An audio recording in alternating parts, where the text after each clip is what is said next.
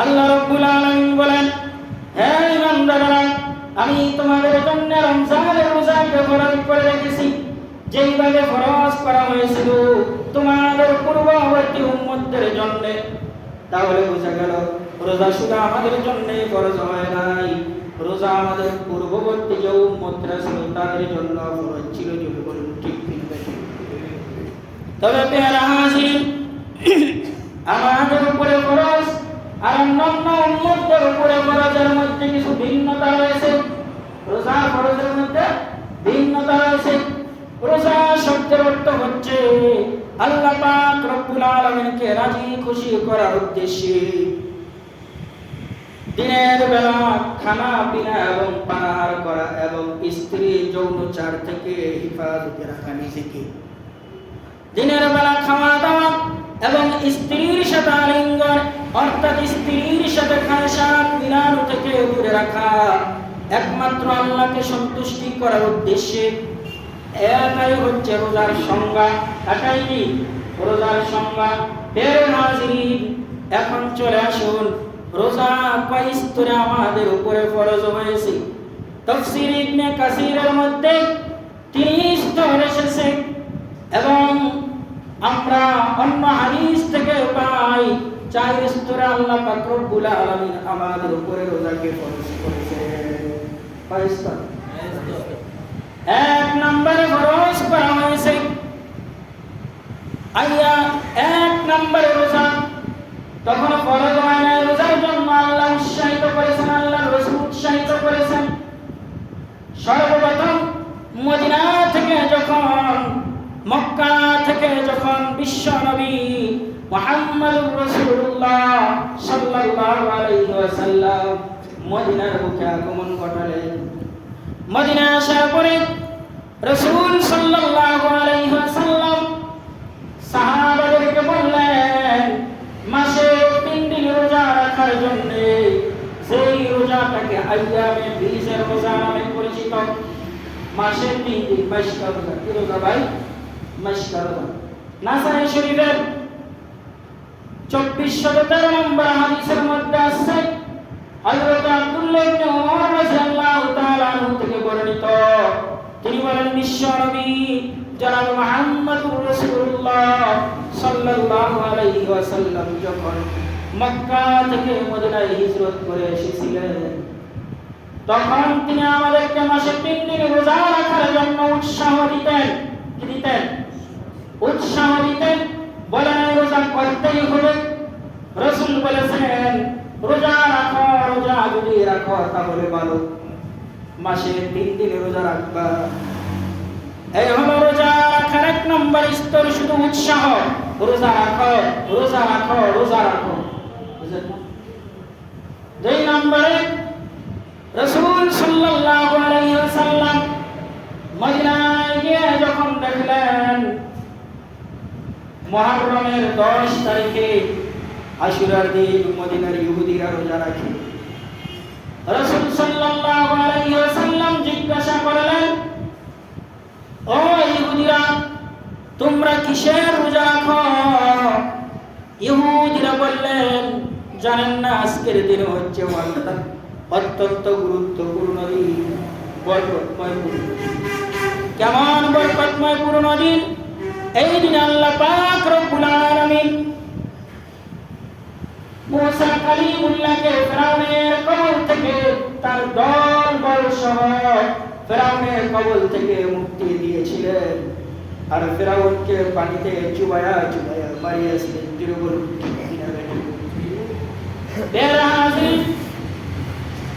এই কথা বলার পরে ইহুদিরা বললেন মুসা নবীকে মুক্তি দিয়া ফিরাউনের কবল থেকে মুক্তি দিয়েছেন, এই জন্য শুকরিয়া স্বরূপ আমাদের পয়গম্বর মুসা নবী এই দিনে রোজা পালন করতেন।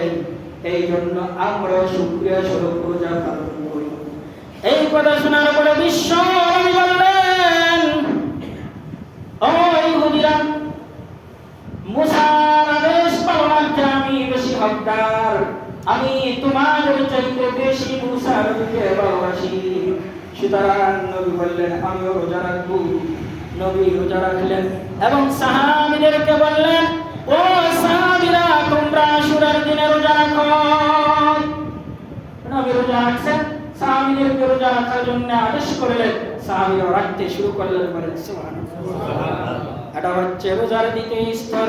প্রথম স্তর হচ্ছে আইয়ামে বীজ, শুধু উৎসাহ করা।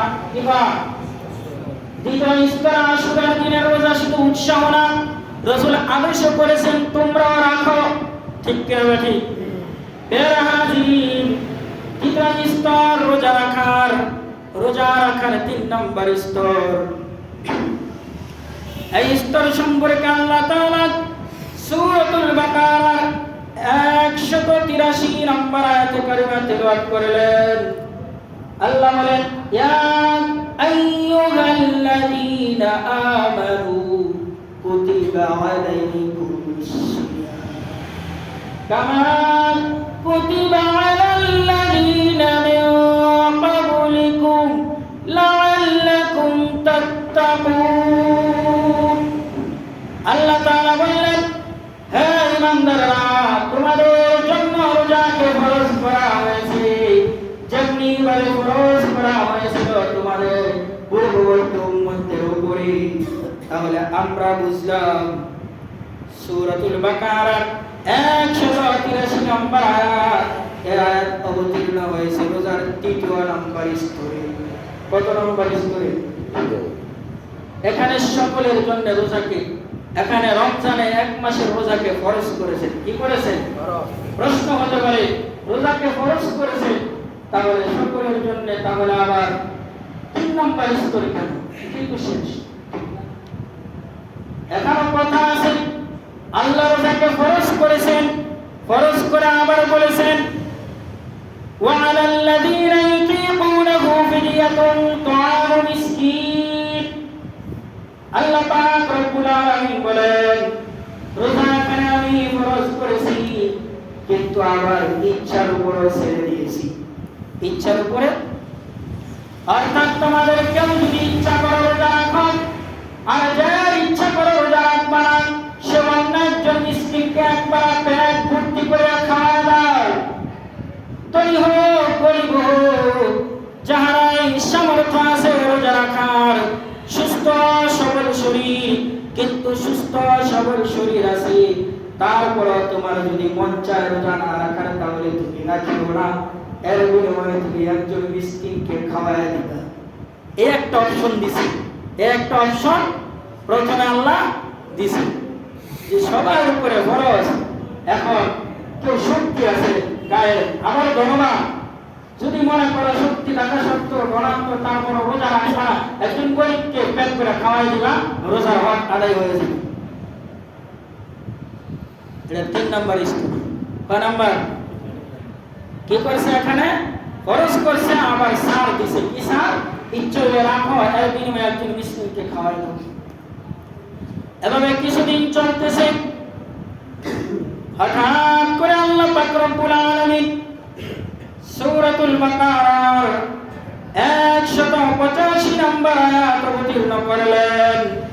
আল্লাহ পাক রব্বুল আলামিন বললেন, ফামান শাহিদা মিনকুমুশ শাহরা ফালিয়াসুম। আল্লাহ বলেন, শাহরু রমাদান আল্লাযী উনজিলা ফীহিল কুরআন হুদাল লিন-নাসি ওয়া বায়্যিনাতিন মিনাল হুদা ওয়াল ফুরকান। আল্লাহ পাক রব্বুল আলামিন বলেন, রমজান মাসে যখন তোমাদের কেউ অতিবাহিত হইবা, রমজান যখন পাইবা, রমজান পাওয়ার পরে ফামান শাহিদা মিনকুমুশ শাহরা ফালিয়াসুম, এই শব্দখানে আল্লাহ অবতীর্ণ করলেন, নাযিল করলেন, রমজান মাস যেই ব্যক্তি পাইবে সে যেন পুরা রোজা রাখে। সুবহানাল্লাহ, সুবহানাল্লাহ। সে যেন পুরা রোজা রাখে। যে রমজান মাস পাইবে সে যেন পুরা রোজা রাখে। তাহলে এটা হচ্ছে সূরাতুল বাকারার 185 নম্বর আয়াত। এই আয়াতটা হচ্ছে রোজা রাখার এমন জায়গায় যখন নাকি বাধা ছিল না, রাখতে পারত, মিসকিনকে খাওয়াই দিলে হয়ে যেত। এখন এই আয়াত অবতীর্ণ করে মিসকিন খাওয়ানোর হুকুম উঠায় দিয়েছে। সুবহানাল্লাহ বলেন, সুবহানাল্লাহ। তাহলে আমরা সূরাতুল বাকারার 184 নম্বর আয়াত থেকে বুঝলাম এই আয়াতে যে হুকুম ছিল রোজা রাখতেও পারো আবার মিসকিনকে খাওয়াইতেও পারো, এই আয়াতের হুকুমটা বাতিল করে দিয়েছেন আল্লাহ। পরে আয়াত নাযিল করিয়া সূরাতুল বাকারার 185 নম্বর আয়াত নাযিল করিয়া ফামান শাহিদা মিনকুমুশ শাহরা ফালিয়াসুম, তোমাদের মধ্যে যে রমজান মাস পাইলা সে যেন রোজা রাখে, এই আয়াতখানি বলিয়া আগের আয়াতের হুকুম বাতিল করে দিয়েছে। সুবহানাল্লাহ বলেন। সুবহানাল্লাহ। সুবহানাল্লাহ কেন বলবেন এটাও বুঝাবো পরে। তাহলে বুঝলাম আগের আয়াত বাতিল, আয়াত বাতিল না আয়াতের হুকুম বাতিল। কি বাতিল ভাই? আয়াতের হুকুম। আগের আয়াতের হুকুম ছিল রাখতে পারো, মিসকিনকে খাওয়াই দিলে চলে, কিন্তু পরের আয়াতে বলে মিসকিনকে খাওয়ালে চলবে না, তোমার গায়ে শক্তি আছে, রোজা রাখার সামর্থ্য আছে, তুমি রুগ্ন না, মুসাফির না, কিছুই না, তুমি সুস্থ ব্যক্তি, সবল ব্যক্তি, তোমার জন্য রোজা রাখা আমি বাধ্যতামূলক আল্লাহ ফরজ করে দিয়েছি। সুবহানাল্লাহ।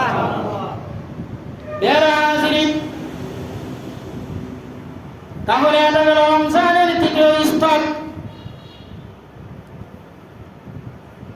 আগের আয়াত যদি আমরা পড়ি তাহলে স্বভাবভাবে আয়াত কিন্তু অস্বীকার করা যাবে না, আয়াতের হুকুম বাতিল, একে বলা হয় নাসিখ ও মানসুখ। পরের আয়াতে আগের আয়াত বাতিল করে দিয়েছে, এমন অনেক হাদিস আছে, বুঝেন না? এগুলো বুঝার বিষয়। এরপরে তৃতীয় নম্বর স্তর, চতুর্থ নম্বর স্তর। চতুর্থ নম্বর স্তরে আল্লাহ পাক রব্বুল আলামিন রোজাকে আরেকটু সুন্দর করেছেন। কিভাবে? প্রাথমিক যুগে যখন সাহাবীরা রোজা রাখতেন, ইসলামের প্রাথমিক যুগে সাহাবীরা রোজা রাখার সময় একদিন ইশার পরে খানা খাইতেন, সমস্ত রাত্র কাটত, পরের দিন ইশার নামাজ পড়িয়া ইফতার করতেন। পুরা 24 ঘন্টা, কয় ঘন্টা? 24 ঘন্টা। একদিন এক সাহাবী তাফসীর ইবনে কাসীরের মধ্যে হাদিস এনেছে, বুখারী শরীফের মধ্যে বুখারীতে হাদিস এসেছে। একদিন এক সাহাবী এমনি কৃষক মানুষ রোজা রাখলেন, পরের দিন ইশারের নামাজ পড়িয়া বিবির কাছে গেলেন। বিবির কাছে গিয়ে বললেন, ও বিবি, কোন খাবারের ব্যবস্থা আছে কিনা? বিবি বলেন, না, খাবারের কোন ব্যবস্থা এখনো করা হয় নাই, তুমি একটু অপেক্ষা করো, আমি খাবারের ব্যবস্থা করতেছি। বিবি খাবারের ব্যবস্থা করার জন্য গেলেন। বিবি খাবার নিয়ে এসে দেখেন সাহাবী ঘুমিয়ে গেছে। সাহাবী স্ত্রী বলতেছেন, হায় হায়, খাবার তো আর খাইতে পারলা না, ইশার নামাজ পড়িয়া যেহেতু ঘুমিয়ে গেছে, রোজা চালু হয়ে গেছে। রোজা চালু হয়ে গেছে। একদিন 24 ঘন্টা খাওয়া পড়ে নাই, পরের দিন আবার না খেয়ে রোজা রেখেছে। দিন যখন হয়েছে, সাহাবী অনেক অসুস্থ হয়ে গেছে। এই সংবাদটা রাসূলের কাছে যখন গেলেন, রাসূল সাল্লাল্লাহু আলাইহি ওয়াসাল্লামের কাছে এই সংবাদ যাওয়ার পরে রাসূল সাল্লাল্লাহু আলাইহি ওয়াসাল্লাম সাহাবীর কষ্টের কথাটা শুনলেন। সাহাবীর কষ্টের কথা শোনার পরে আল্লাহ পাক রব্বুল আলামিন এই আয়াতে কারিমা নাযিল করে দিলেন। সূরাতুল বাকারার 187 নম্বর আয়াতে কারিমা তেলাওয়াত করলেন। আয়াত আল্লাহ পাক রব্বুল আলামিন বলেন, ওয়াহিল্লা লাকুম লাইলাতাস সিয়ামির রাফাথি ইলা নিসাইকুম কুন্না লিবাসুল লাকুম ওয়া আনতুম লিবাসুন লাহুন্না। এরপর আল্লাহ বলেন, কুলু ওয়াশরাবু হাত্তা ইয়াতাবায়্যানা লাকুমুল খাইতুল আবয়াদু মিনাল খাইতিল আসওয়াদি মিনাল ফাজর। আল্লাহ নাযিল করে দিলেন, কুলু ওয়াশরাবু, তোমরা খাও এতক্ষণ পর্যন্ত যতক্ষণ পর্যন্ত ফজর না হবে, সুবহে সাদিক না হবে, সুবহে সাদিক হওয়ার পূর্বক্ষণ পর্যন্ত তোমরা পানাহার করো। সুবহানাল্লাহ। সাহাবীর কষ্ট শোনার পর আল্লাহ আয়াত নাযিল করেছেন। বিশ্ব নবী রহমত, সাহাবীরাও আমাদের জন্য রহমত। সাহাবীর কষ্টের বিনিময়ে আল্লাহ কি করেছেন? আয়াত নাযিল করেছেন। আমার সাহাবীরা কষ্ট করবে, আমার রাসূলের সাহাবীরা কষ্ট করবে, আল্লাহ এটা ভালো লাগে নাই, আল্লাহ আয়াত নাযিল করে শিথিল করে দিলেন। বলেন সুবহানাল্লাহ। কি বলছেন? তোমরা সন্ধ্যা থেকে সুবহে সাদিক পর্যন্ত খাও, পান করো, শুধু তাই না, স্ত্রীদের সাথে সহবাস করো, মিলন করো, আমি আল্লাহ তোমাদের জন্য হালাল করে দিলাম। সুবহানাল্লাহ। এরপরে কি করো? সুম্মা তুমুস সিয়ামা ইলাল লাইল, রাত্র পর্যন্ত, সন্ধ্যা পর্যন্ত রোজা পূরণ করো। সূর্য যখন অস্তমিত হয়ে যাবে তখন ইফতার করো। সুতরাং এই দিকটাও আল্লাহ কমায় দিলেন, ওই দিকটাও কমায় দিলেন। ফজরের পর থেকে শুরু করে সূর্য অস্তমিত হওয়ার পূর্বাক্ষণ পর্যন্ত রোজার বিধান দিয়ে দিলেন। আর এই যে বিধান দিলেন এটাই হচ্ছে 4 নম্বর স্তর, রোজার শেষ বিধান। এই বিধান 1400 বছর পূর্ব থেকে চলে আসছে, এখনো চলছে, ভবিষ্যতেও চলবে। ঠিক কিনা বেটি? তাহলে চতুর্থ বিধানটা অবতীর্ণ করে আল্লাহ আমার আপনার জন্য রোজা সহজ করে দিয়েছেন। নিজের বলুন ঠিক কিনা বেটি? আল্লাহ চান না বান্দার সাধ্যের উপরে কোনো হুকুম চাপায় না, আল্লাহ রোজাকে সহজ করে দিয়েছেন। সুতরাং এই রোজা আমরা রাখতে রাজি আছি তো ইনশাআল্লাহ? রাখবো ইনশাআল্লাহ? 30টা নাকি একটা দুইটা? কে কে রাখবেন? হাত উত্তোলন করি। আল্লাহ